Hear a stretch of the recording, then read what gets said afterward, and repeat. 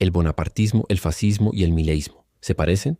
En el año 1852, el filósofo alemán Karl Marx escribió uno de los análisis políticos más agudos de la historia, el 18 de Brumario de Luis Bonaparte. Allí estudió cómo un personaje aparentemente menor de la política francesa, Luis Bonaparte, terminó convirtiéndose en emperador de Francia. Para Marx, aquello no fue un accidente. Fue el resultado de una crisis profunda del sistema político. Una crisis donde las clases dominantes estaban divididas. Las clases populares habían sido derrotadas. Y el viejo orden político ya no lograba gobernar. En ese vacío apareció Luis Bonaparte, un líder que prometía representar al pueblo, pero que en realidad terminó restaurando el poder del orden existente. Marx lo resumió con una frase célebre: la historia ocurre dos veces, la primera como tragedia, la segunda como farsa. El fenómeno recibió un nombre: bonapartismo, un tipo de poder político que surge cuando el sistema entra en crisis y aparece un líder que se presenta por encima de las clases sociales. No gobierna directamente para una sola clase, sino que actúa como árbitro del conflicto, mientras preserva el sistema económico. Casi un siglo después, el pensador italiano Antonio Gramsci retomó esta idea. Desde la cárcel del fascismo de Benito Mussolini, Gramsci reflexionó sobre cómo surgen estos liderazgos excepcionales. Los llamó fenómenos de cesarismo. Para Gramsci, estos momentos aparecen cuando ocurre lo que llamó una crisis orgánica, un momento histórico donde lo viejo ya no puede gobernar y lo nuevo todavía no logra nacer. Gramsci escribió una frase que se volvió famosa: la crisis consiste precisamente en que lo viejo muere. La crisis consiste precisamente en que lo viejo muere y lo nuevo no puede nacer. En ese interregno aparecen los fenómenos morbosos más variados. Cuando ninguna fuerza social logra dominar la situación, surge entonces un líder que promete resolver el caos. Un líder que habla directamente al pueblo, que desprecia a los partidos tradicionales y que afirma representar a la nación entera contra una élite corrupta. Si miramos la historia reciente de Argentina, muchos analistas encuentran ecos de este proceso. El ascenso político de Javier Milei en 2023 ocurre en medio de una profunda crisis económica, social y política.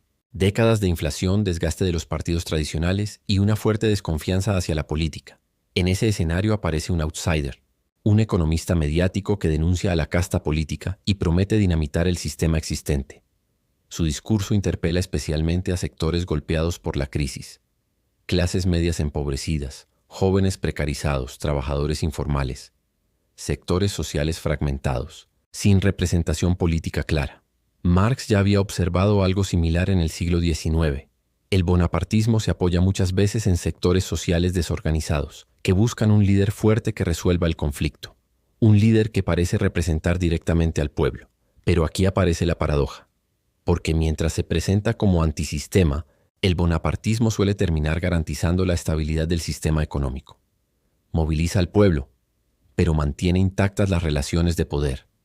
Para Gramsci, estos fenómenos no son simplemente dictaduras, son más complejos. Son intentos de reorganizar el poder cuando la hegemonía de las clases dominantes se debilita.